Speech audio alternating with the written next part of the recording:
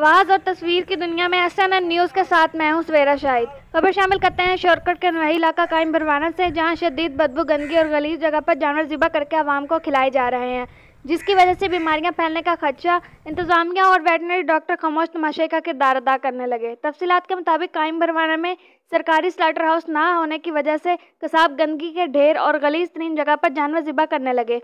हर तरफ जानवरों की आलाइशों के ढेर लग चुके हैं और कुत्ते दंदनाते फिर रहे हैं, जिससे बीमारियां फैलने का खदशा पैदा हो गया है। अहले इलाका ने इंतजामिया, वेटनरी डॉक्टर, महकमा सेहत के हुकाम, असिस्टेंट कमिश्नर शॉर्टकट और डिप्टी कमिश्नर जंग से फौरी नोटिस लेने की अपील की है और कायम बरवाना में सरकारी स्लाटर हाउस बनाने का मुतालबा किया है।